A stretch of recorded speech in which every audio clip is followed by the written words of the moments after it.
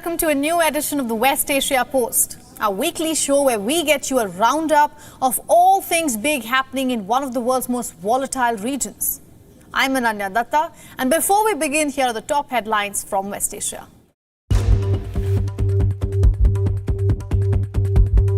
Iran officially reopens its embassy in Saudi Arabia's capital Riyadh.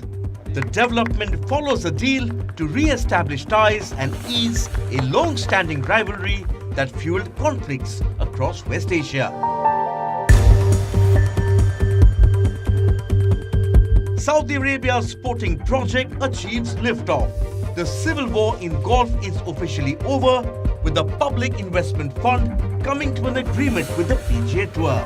Reigning Ballon d'Or winner Karim Benzema becomes the latest footballing superstar to join the Saudi Pro League.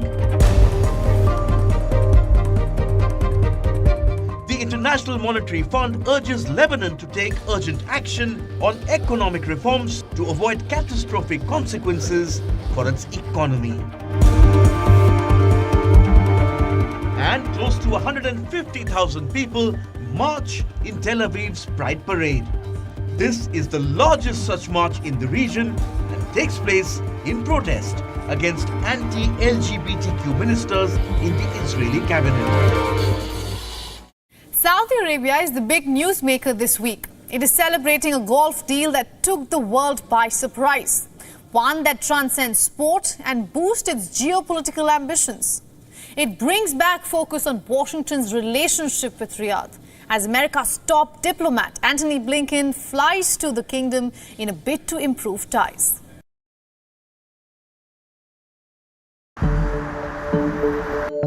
Diplomacy, oil or sports. All roads are now leading to Saudi Arabia as the kingdom rewrites its role in the region and on the world map. U.S. Secretary of State Antony Blinken was in Saudi this week, a crucial trip as the American influence wanes in West Asia and Saudi transitions to an independent foreign policy. Top-level diplomacy undoubtedly is a tricky game, but for Blinken it was extraordinarily challenging. This was his second visit to the kingdom since taking oath as America's Secretary of State. Not much time has passed between the two trips, but the region has seen dramatic shifts. Previously difficult to imagine truces now solidified, as Saudi actively disregarded US's tone in the region. US relations with the Desert Kingdom have been rocky. President Biden making democracy and human rights a core issue. But on the flip side, Saudi's Crown Prince Mohammed bin Salman increasingly setting his own agenda. On his arrival in Jeddah, America's top diplomat met with the Crown Prince Mohammed bin Salman, the same person whom the US president accused of murdering Jamal Khashoggi. According to the statement issued by Washington, the two discussed their shared commitment to advance stability, security, and prosperity across the Middle East and beyond, adding that Blinken emphasized on the human rights aspect of the bilateral ties. Saudi's statement meanwhile acknowledged the meeting, but did not provide any specifics. Some reports say that the two leaders also discussed normalizing Riyadh's ties with Israel, a hope previously mentioned by the Washington diplomat. The United States has a real national security interest in promoting normalization between Israel and Saudi Arabia.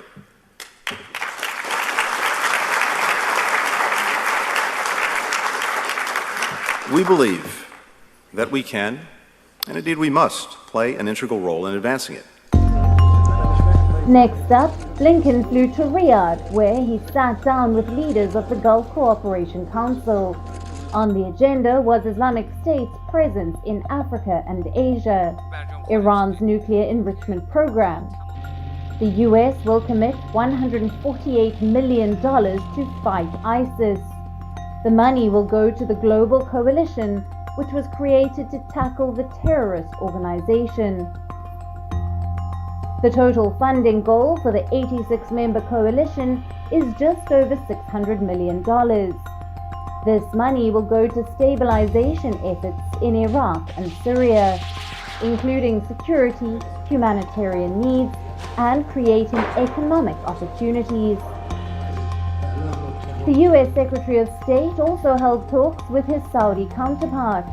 Sitting across from one another, the two leaders discussed possible normalization with Israel, Saudi's in the works nuclear program, and the bone of bilateral contention, human rights. Progress on human rights strengthens our relationship.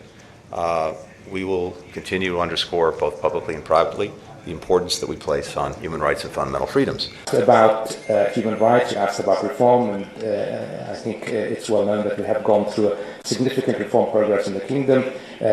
What we do in the kingdom, we do based on our assessment of what's in the best interest of our country, and it's driven really by the needs and desires of the Saudi people. While speaking in Riyadh, the Saudi foreign minister said that they will welcome America's help in creating their nuclear program. The statement comes after recent reports of Saudi extending an olive branch to Israel in return of US aid in building its own nuclear program. On the issue of nuclear cooperation, it's no secret that we are developing our domestic civilian nuclear program. We would very much prefer to be able to have the US as one of the bidders for that program. There are others that are bidding. The visit is now wrapped up. Blinken landed in Jeddah with high hopes. America aims to hold on to its West Asia approach, a satellite control over the region. But as fate would have it, Washington's time is slowly running out. Regional leaders are now ready to look away from conflict. They wish to embrace stability. And leading the vision is Saudi Arabia and its crown prince. From Israel normalization, we come to Iran. A lot has happened in the past 1 week. The country claims to have launched a new hypersonic missile. The IAEA has found traces of man-made enriched uranium, and Israel has accused the nuclear watchdog of going soft on Iran.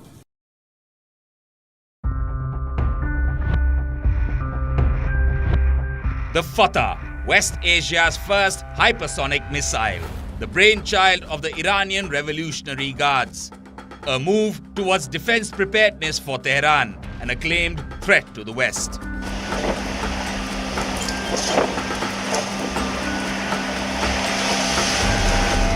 Iran has unveiled its first hypersonic missile, a missile which it says can penetrate any defense system. They're calling it Fatah. The name was reportedly chosen by the supreme leader, Ayatollah Ali Khamenei, and translates roughly to "make victorious." They said the missile can hit any target they want and cannot be destroyed by any anti-missile system.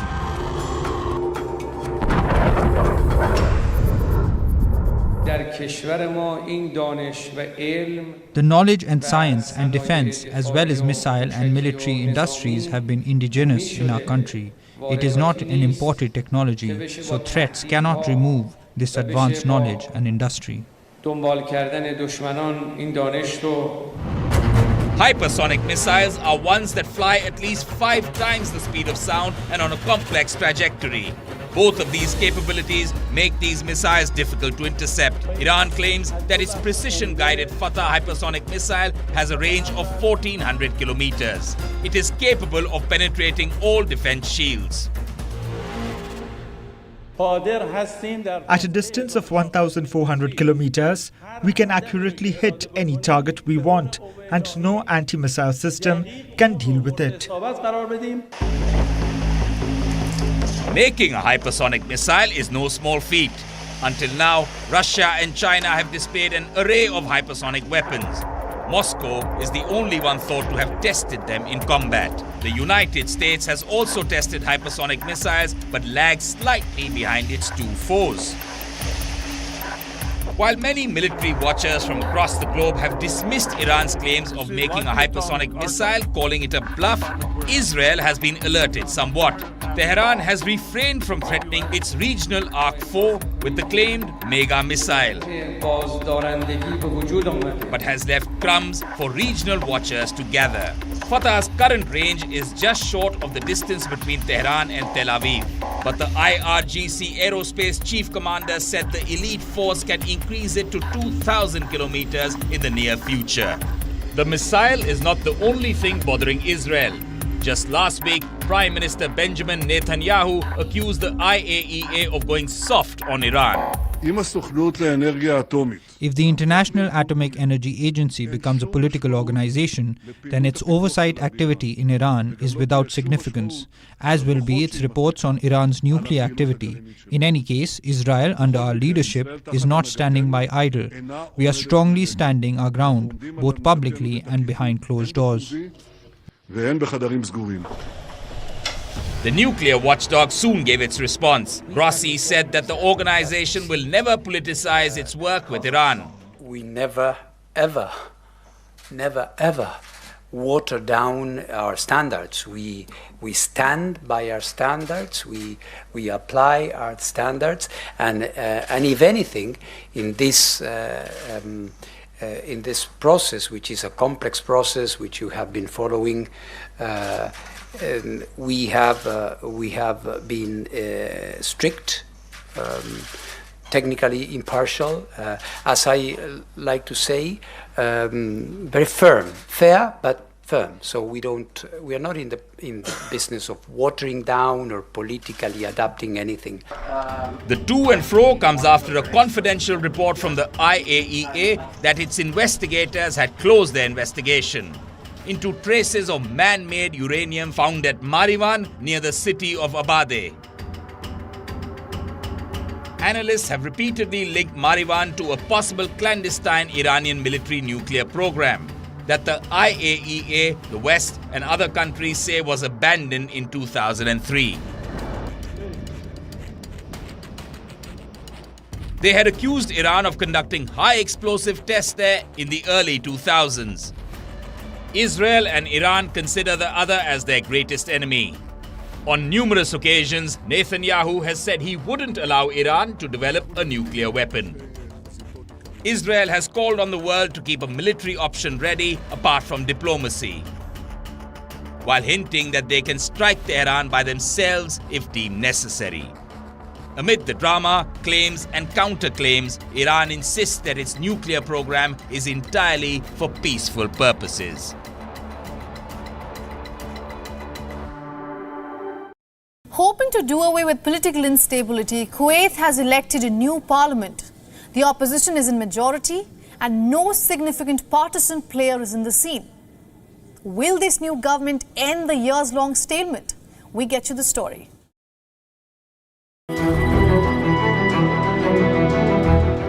Gridlock, chaos, and instability. These have been the highlights of Kuwait's political system for years now. But the recent election results could sow the seeds of change. Kuwait is among the few countries in West Asia that democratically elect a parliament. Although the ruling family is the de facto leader, which appoints government and can dissolve the assembly at will. The oil-rich nation's 7th general elections in just over a decade has now produced an opposition-led house. This comes after a constitutional court in March annulled the results of 2022 elections and reinstated the previous parliament elected in 2020. However, this parliament was also dissolved by Crown Prince, paving way for the snap polls. In this election, 50 out of 65 legislative seats were up for grabs. Opposition politicians nabbed 29 seats, while 37 lawmakers retained theirs. 12 new members have joined the parliament, and a single woman has been elected to the House. A small but significant victory for the country's regressive social landscape. The newly elected parliament could change the rhythm for Kuwait's polity, as a significant number of neutral lawmakers could shift the balance of power towards the government. 15 members will now be appointed by Kuwait's ruling emir, which ultimately forms a cabinet. There was no conflict, but there were some past matters that members of parliament wanted to address. There are no fabricated conflicts, but there were some conflicts created by the government, unfortunately.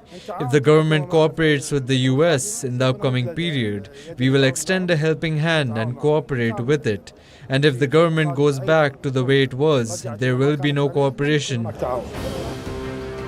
Experts say the choice of the speaker and the composition of the government will now decide the course Kuwait's parliament will take. Long-time Speaker Marzouk Al-Ghanim and Ahmed Al-Sadoun, who replaced him last year, both have returned to parliament. Sadoun is expected to run again for the post of speaker. The Kuwaiti people are hoping that the competent candidates and the results of the elections will be coupled with statesmen being picked in the government formation. The election will hopefully end years of political paralysis. But what is the touted stalemate about? At the heart of political deadlock between the emir's appointed government and elected lawmakers lies the issue of fiscal reforms. This includes passing a debt law that would allow Kuwait to tap international markets and address a heavy dependence on oil. The recent impasse was over a bill that required government to take over the consumer and personal loans of citizens. While the government said that the move would be too expensive, costing almost $46 billion in public funds, lawmakers on the other hand quoted a figure of less than $6.5 billion for the same. Allegations of corruption or mismanagement of funds against ministers have also been a bone of contention. This, coupled with budget deficits and low foreign investment, has created a volatile economic environment. But now it is believed, since Parliament does not have any partisan group with an agenda, a reformist government with individual lawmakers could induce some stability in the system. With its ambitious carbon-neutral plans, the UAE is gearing up to host the COP28 summit. And it's not pollution or fossil fuel making news this time, but drama around the Emirati oil boss leading the UN talks.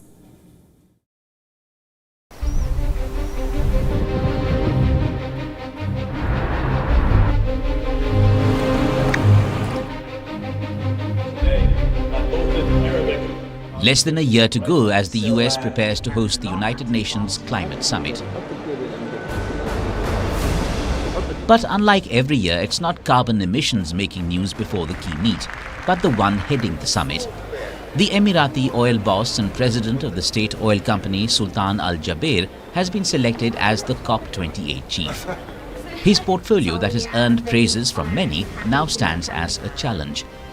Last month, over 100 members of the US Congress and European Parliament called on their leaders to pressure Abu Dhabi to oust Al Jaber. They say his dual position could undermine negotiations. Al Jaber favors the rapid development of renewable energy, but he is also focused on tackling carbon emissions with controversial technologies to capture CO2 rather than reducing the use of fossil fuels. He insists that with time, fossils will play a key role in energy transition. We want to be very pragmatic, very practical, and we are going to strike a balance between passion and realism. What we want is a COP of action, a COP of inclusivity, a COP for all, and a COP that will have direct impact on everyone involved. To do that, we need us all to take a step back and rethink what will it take to deliver such ambitious goals and objectives. While Western environmentalists slam the oil boss, their political leaders have thrown their support behind Al Jaber. Back in January, when the announcement was made, US climate envoy John F. Kerry voiced strong support for the appointment of Al Jaber. He called him a terrific choice because of, and not despite, his role atop an oil giant. With all things said, Al Jaber's role came under new scrutiny this week as climate negotiators gathered in Bonn, Germany. They were holding preliminary discussions leading up to the summit, and to Jaber's rescue came the COP28 Director General. We in the UAE have shown a leadership when it comes to climate change issues, when it comes to renewables. We're one of the largest investors in renewables in the world. Today we have 3 of the largest, lowest cost solar park projects in the world, and those are thanks in part to Dr. Sultan. He knows the landscape. He's twice been our special envoy. He's been to 14 COPs. He knows how to work with the community here to deliver results. The drama is not just about who leads it, but how Jaber is leading the summit. According to an exclusive published by a British publication, The Guardian, ADNOC was able to read all mails sent out by the COP28 office and even consulted on how to respond to a media inquiry. This despite assurances of a special server being put up. The COP28 office had claimed its email system was standalone and separate from that of ADNOC. But expert technical analysis showed the office shared email servers with the oil group. It was only after the Guardian's inquiry that the COP28 office reportedly switched to a different server this Monday. While often mired in controversy, the annual COP negotiations remain the leading global forum for nations to address climate change. This time is no exception. Pressure is mounting on them to deliver on past promises. What we know is that unfortunately we're off track from achieving the goals of Paris, which means we need to say something about where we're going. That needs to be based on science, but it also needs to be based on how we can bring countries together, how we can bring parties together to deliver solutions. The UAE's surge in climate advocacy comes at an important time for the global UN talks. The planet is warming at a record speed, and for the first time, countries would be discussing their progress towards meeting Paris goals, the agreement that has dominated climate action for the last 7 years.